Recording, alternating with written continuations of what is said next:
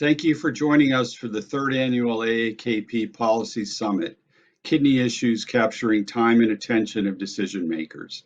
I'm Ed Hickey, an attorney and Marine Corps veteran. I've managed kidney disease for 5 years as a chronic kidney disease patient and also as a caregiver. I'm honored to serve AAKP as secretary and a member of the board of directors, as well as chair of the AAKP Veterans Health Initiative. It's my honor to serve alongside such dedicated individuals who work with the executive branch, Capitol Hill, and individual state legislatures to impact the care and treatment of kidney patients. Today, I'm pleased to introduce the following panelists. Sara Van Traigle, Geertruyden, Executive Director of the Partnership to Improve Patient Care, Steve Michalopoulos, Health Economics Outcomes Research with Otsuka, and Jennifer Jones, AAKP Ambassador for the state of Virginia, and also a former Marine. These individuals will present on potential barriers to innovation and greater patient choice.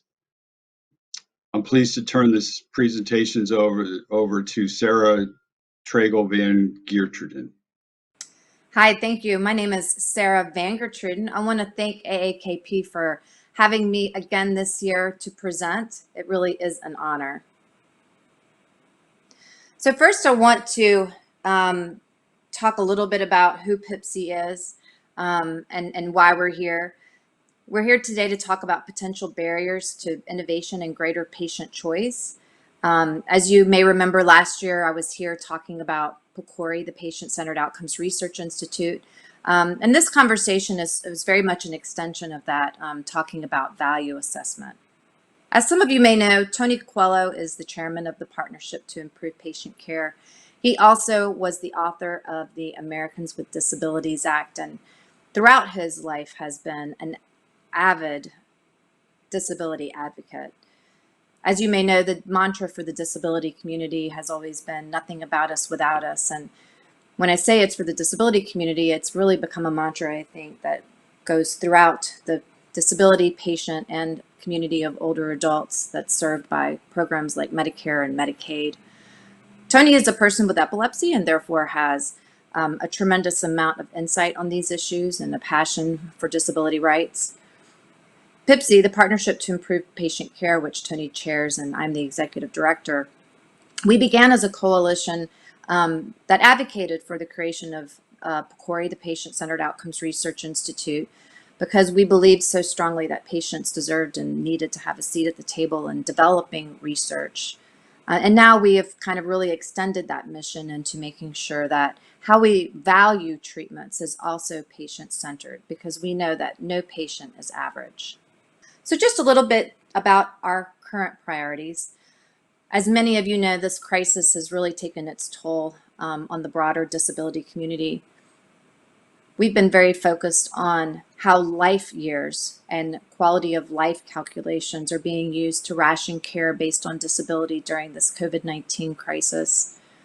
We've also been continuing to be active on advancing patient-centered research and patient-centered value assessment, and trying to make sure that patients and people with disabilities are at the table when we are talking about policies that will affect them. So the issue that we would like to educate on today is the quality adjusted life year. Some of you may or may not have heard of this metric, but it is a metric that underpins value assessment. And when I say value assessment, I mean how we assess the value of new treatments that may be coming to market. Our concern is that this metric called the quality adjusted life year discriminates against people with disabilities and serious chronic conditions by lowering the value of their lives. If you look at this chart, for instance, a death would be a 0, perfect health would be a 1. Somewhere in the middle, having looked at this just recently, a person with chronic kidney disease would actually fall somewhere between a 0.5 and a 0.7. When you think about the incremental improvement in quality of life that emanates from a treatment, the quality adjusted life year tries to measure whether you've gone from a 0.3 to a 0.5 or a 0.4 to a 0.7. If, as a patient, your quality of life is considered to max out at, say, a 0.7, then the incremental improvement in your quality of life is going to be smaller than someone who may, for instance, achieve a 1. So this is a metric that just fundamentally and inherently devalues the lives of people with disabilities and devalues the treatments that are developed for them. So in this slide, we want to talk a little bit about the challenges of the quality adjusted life year. When we're looking at population survey models, the non-disabled population is going to systemically look better than the disabled population. So for instance, a majority of people in the broad American public would say that they would rather live with HIV than be blind. The problem with that is that they're not surveying people who actually live with these conditions. Another example is that inflammatory arthritis might be seen based on these population surveys as worse than death. But what we also see is that under models where people with disabilities are self-reporting their quality of life, and when I say people with disabilities, I am including patients who tend to be covered as under disability laws, well-supported people with disabilities report high levels of quality of life due to their access to adequate support. Why? Because their treatments are working and they are supported. What happens in the quality adjusted life year metric, though, is that we end up exacerbating disparities by relying on randomized clinical trials that don't necessarily reflect subpopulations who, as we all know, are poorly reflected in the research. The organization that tends to use these types of quality-based value assessments, the one that we think about the most is the Institute for Clinical and Economic Review, ICER. So what does ICER do? ICER conducts cost-effectiveness analyses of new drugs. For everyone on this event, you probably are aware that ICER is currently in the process of developing a scoping document on assessing drugs for anemia and kidney disease. They're also advancing a model for assessing COVID-19 treatments. ICER is not a part of the government, though. They're not affiliated with the FDA. They're not affiliated with CMS. But they do these value assessments to inform primarily private insurers. So we've continued to provide comments to ICER reflecting the flaws in their model in hopes that they'll change. First and foremost, we've expressed concerns that they continue to rely on the discriminatory QALY method, the cost per QALY. They also have a history of failing to meaningfully engage expert stakeholders by not giving them a role in the voting process when they vote on what is the value of this treatment. They also fail often to consider outcomes that matter to patients and people with disabilities, such as critical elements like caregiving and the cost of caregiving. Their assessments also tend to be done very early when a treatment has just come out and there's very little data on those treatments as compared to others. There's also a tremendous lack of transparency in their model in terms of how they get to the conclusions that they get to, such that they're very difficult to replicate and certainly are not peer-reviewed. Of late, we've been even more cognizant of how their methods exacerbate disparities. If you look at randomized clinical trials, as I mentioned before, they just don't reflect subpopulations. When you're using a population perspective, i.e. looking at averages, you're not going to then be taking into large consideration people's genetic background, demographics, risk, and comorbidities. So when you think about the weights of health states for translation into QALYs, they are actually mostly undertaken in primarily white populations. And the domains that make up quality of life tools were actually constructed by a small group of elderly white men 20 years ago in Switzerland. So ICER has also come up with a metric that they're calling the equal value life year gained. And I'm just going to touch on this briefly, but the point of that is that it really doesn't fix the problem. While it adjusts for the life years component of quality adjusted life years, how many life years a person has left is taken out of the equation, but it only partially mitigates that life extension problem. And of course, would have to be used by insurers to be meaningful. It still offers, though, payers a means of refusing access to an effective and beneficial treatment. It really doesn't address the underlying value and the quality of life improvements that are presented in a new product, especially because it ignores clinical knowledge, which is the kind of knowledge that clinicians will have that isn't necessarily reflected in the research data. Quality-based systems, as you know, are just less effective than condition-specific means of assessment, and I think that's our biggest concern. So this slide reflects that we just can't look at averages. Every person is different, and the impact and the implication of a treatment for an individual is typically not related to the average. The key takeaway here is that different people respond differently to the same drugs, and also that for many conditions, such disparities are reflected in clinical knowledge, but are not yet reflected in research literature. And yet this organization called ICER has evolved. It was founded in 2006. It later was reflected in a proposed demonstration project that CMS had put out back in March of 2016. That demonstration project never moved forward because of the advocacy of the patient and disability communities against it because of its reference to quality adjusted life years. Then later, ICER did successfully engage in a partnership with the Veterans Affairs Department in their Veterans Health System. So now ICER is being used to help inform their formularies. Then in 2017 of October, ICER received $13.9 million from the Arnold Foundation, which is now called Arnold Ventures. The Arnold Foundation, or Arnold Ventures now, has been largely supporting ICER's work. Then in 2018, ICER began a collaboration with New York's Drug Utilization Review Board. And in fact, they just recently invited ICER to one of their meetings as they reviewed a drug for spinal muscular atrophy. And then lastly, there was a proposal by CVS Caremark to reference ICER and to benchmark a benefit design on $100,000 per QALY. So anything that was above that number would not be covered in their benefit package for certain employer clients. Thankfully, CVS has ceased marketing that product because of engagement from both Partnership to Improve Patient Care and other groups, which we're relieved about, but it still, I think, highlights what a threat this is. As background, the quality adjusted life year has historically been rejected by policymakers, and in fact, the Affordable Care Act prohibited PCORI from using the cost per QALY to determine effectiveness and further restricted its use in Medicare to determine coverage, reimbursement, and incentive programs.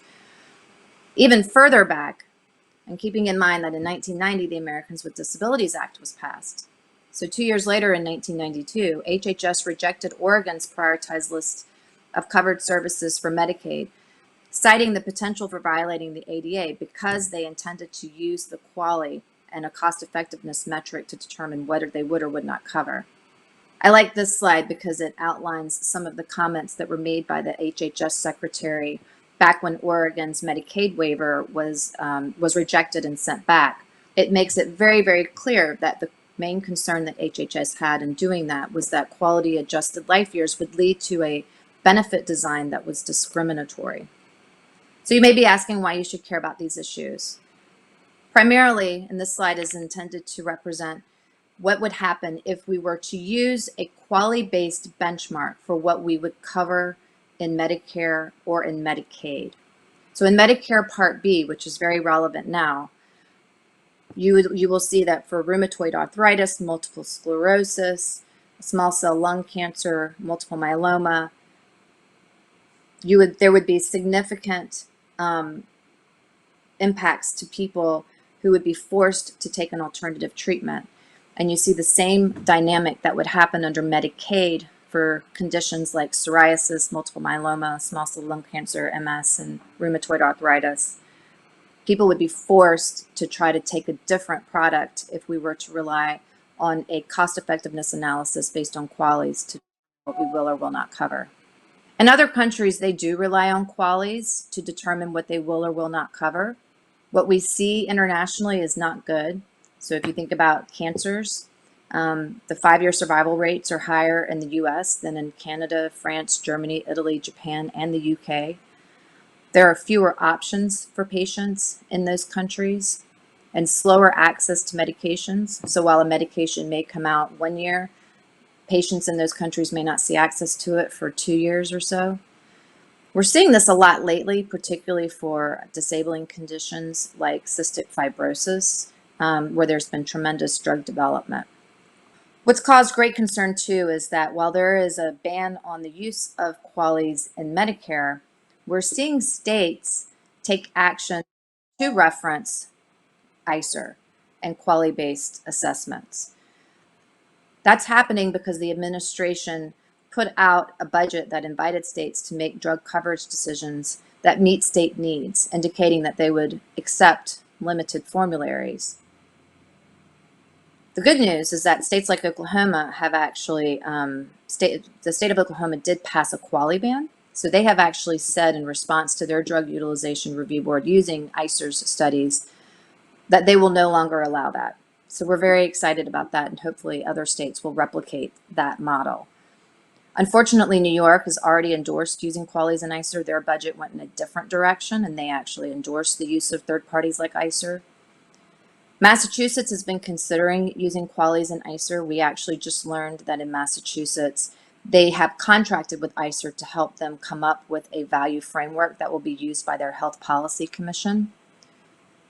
In California, a few years ago, their Legislative Analyst Office also recommended that the legislature consider a model such as New York's.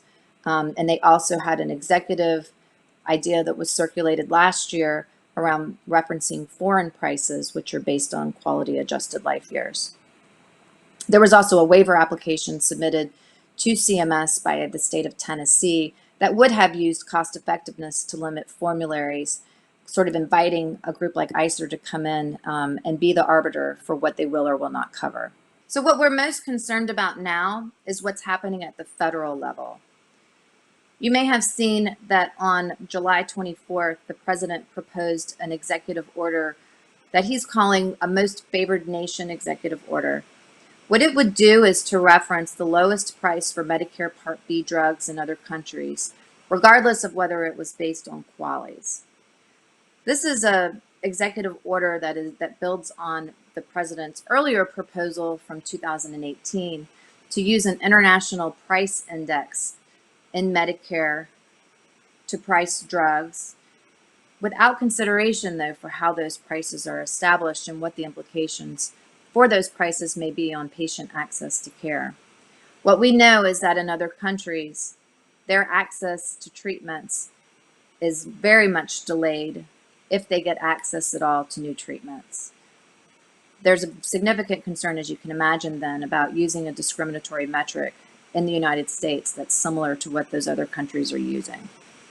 Unfortunately, too, there was legislation passed in the House of Representatives called H.R. 3 that would also reference international prices from 6 countries and authorizes use of studies from groups like ICER to determine comparative effectiveness of treatments. We're genuinely concerned about this proposal as well, although thankfully that one did not advance to the Senate. It is our hope in working with AAKP and with all of you to be able to amplify these concerns to help make sure that advocates both at the state and the federal level understand the challenges that QALYs impose as we think about how we're going to build a patient-centered health system. One thing that I can tell you is that QALYs are not patient-centered, and their use in public policy can have devastating implications for how people access care. So I'm really excited to be here, and I want to thank AAKP for giving us this opportunity to talk about these really important issues. I know it gets wonky very quickly, but we really do appreciate all of you. Thank you very much, Sara. Next up is Steve Michalopoulos, Health Economics Outcomes Research Director with Otsuka. Steve? Hi, my name is Steve Michalopoulos, and today I'll be presenting to you potential barriers to innovation and patient consumer choice from HER perspective. Just a disclosure, content shared during this presentation reflect my and only my perspectives or opinions, which are not necessarily reflective of those held by my employer or its affiliates. I just want to tell you a little bit about myself. I'm a first-generation Greek American who was born and raised in New England. I grew up working in my parents' restaurant. I earned degrees from University of Rhode Island and Brown University, and I was a former D1 NCAA athlete in track and field, specialized in the hammer and weight throw. I'm a sports enthusiast, decent cook, and proud dog dad to a dachshund Jack Russell named Little Tom Brady. When I was growing up, I wanted to be a pilot and engineer, oddly at the same time, but then a doctor after meeting a very inspiring individual. I discovered my passion for health economics and outcomes research while searching for my last elective in school, and coming to the realization that career and population health would help me achieve my goal in making the world a better place. So what is HEOR? If you define it, it's an interdisciplinary science that bridges the gap between the theories of economics and healthcare practice. So we collaborate with many different groups to understand the pros and cons and the value of an intervention from the perspectives of different stakeholders in our healthcare system, which includes but is not limited to clinical and medical experts, epidemiologists, health services researchers, statisticians, and psychometricians, patients and caregivers, as well as patient advocacy groups. And we also work with population-level decision makers from a payer and policy perspective.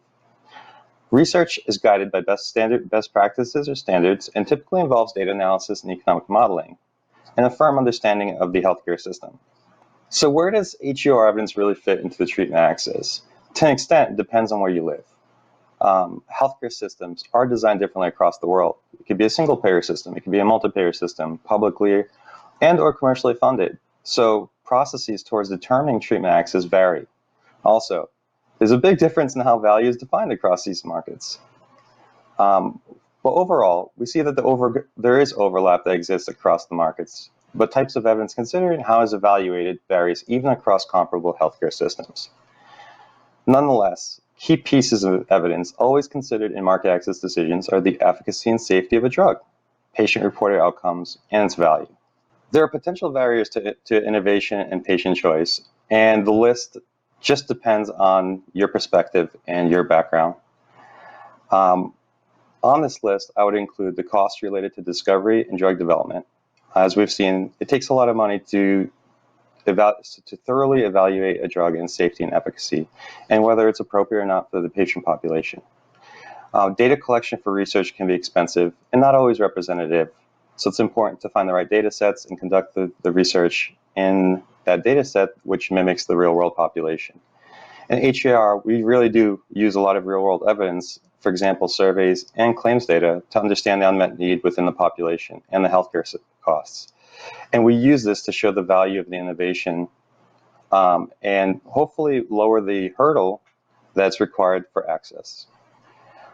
The third one I'd like to mention is the continued increase in costs of healthcare delivery. A lot of decisions have to be made in order to manage the care of millions and millions of individuals within our area. And so it's important that we continuously evaluate the costs and see where we can make better decisions that will lead to better outcomes. And finally, incomplete understanding of unmet need, which can occur when the opinions of patients and caregivers are not heard by the right audience. And this is especially important because, from my perspective at least, I believe that it's important to raise awareness so that something can actually be done. So what can you do? Learn. Be open to asking questions and identify those resources that you can trust that will provide you with a reliable information. Then you can use your voices and keyboards. Make your concerns heard and understood. Your perspective really does matter. You can be an active participant in the care that you receive. Work with your healthcare providers to ensure that the treatment decisions being made align with your priorities. Finally, work with highly respected patient organizations like AAKP. Chances are your concerns are shared by others as well. Let your voice be heard by population-level decision makers and other stakeholders who might be able to help. Thank you for your time and consideration, and please let me know if you have any questions. Thank you very much, Steve, for that compelling presentation. Now we have questions for the panel. First question is for Sara T. Sara, AAKP is a nonpartisan organization that maintains very deep and quite personal bipartisan relationships.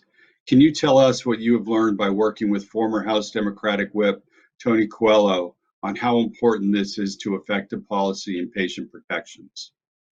That's a great question. So in my early career, I worked for Senator John Breaux from Louisiana, who was a centrist Democrat that often brokered deals across the aisle. And I have to say, though, that working for Tony has really opened my eyes to how patients and people with disabilities get caught in the middle of these political fights. When you read the media, they typically contextualize all these fights between insurers and manufacturers, and they try to create this sort of good guy or bad guy scenario. But for Tony, it's really about inserting the person into that story. What does this policy really mean for the patient? What input did they have into the process of creating the policy?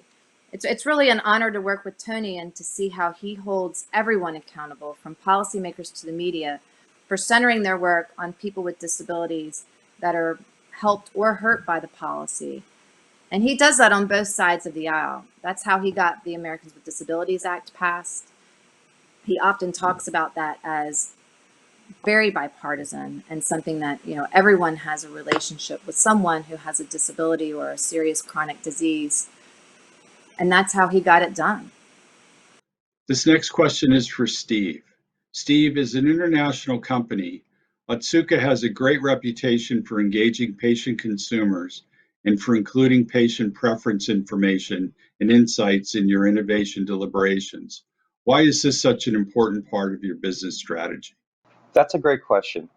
And the short answer is because the patients are the reason that we need a healthcare system.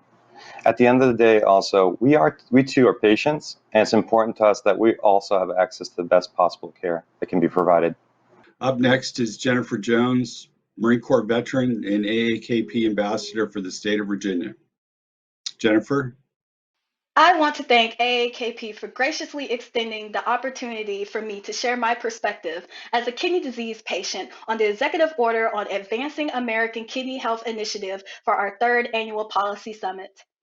AAKP granted me the opportunity to attend the signing of the Executive Order last year.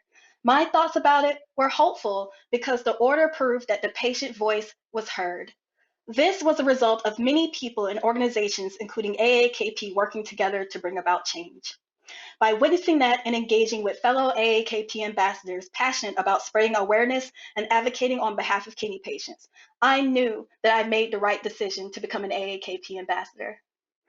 I do what I do because I not only understand how important it is to be educated about the healthcare issues and treatment options as a kidney patient, but it is also important for all kidney patients to know what programs are out there to improve our quality of life, what technological advances are being made to give us more choices in treatment, where our elected officials stand on kidney disease, and how they're supporting policies to ensure that all have access to quality care and treatment, and the ability to share our insight and experiences. I am well aware of how fortunate I am to receive the quality of care I have as a retired United States Marine Corps veteran, and the wonderful fortune of receiving a kidney transplant from my amazing living donor, my kidney sister, 5 years ago. Because of this, I want to serve other kidney patients who do not have the same access to treatment, medication, education, and care that I have.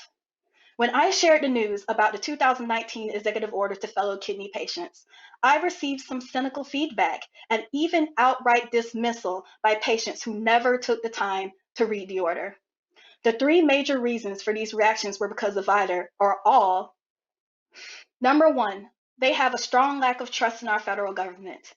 Number 2, they do not understand the massive detail that goes into achieving and implementing substantive change. Number 3, they feel like their voice in all of this is insignificant. They are unable or don't know how to contribute to those goals being achieved.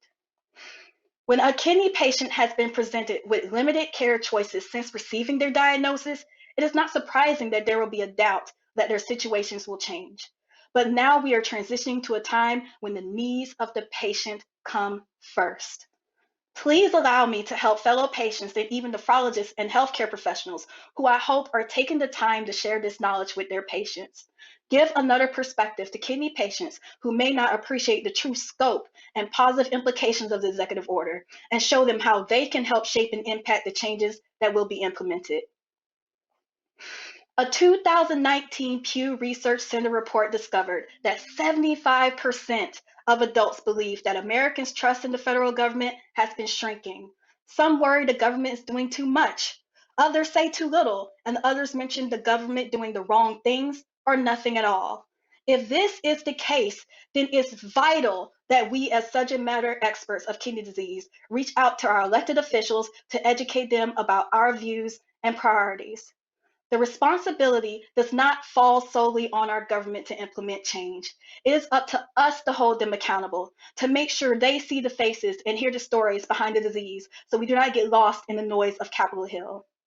To better understand the role we play in implementing change, it's beneficial to be aware of organizations and programs that AAKP works alongside, such as the Kidney Precision Medicine Project, the Kidney Health Initiative, KidneyX, the Clinical Trials Transformation Initiative, and the Center for Dialysis Innovation. They play integral roles on the kidney landscape, and the executive order was specifically designed to enhance and accelerate these efforts. I must point out, each of these efforts puts the patient and their unique patient preferences at the center of their deliberations, just like the executive order.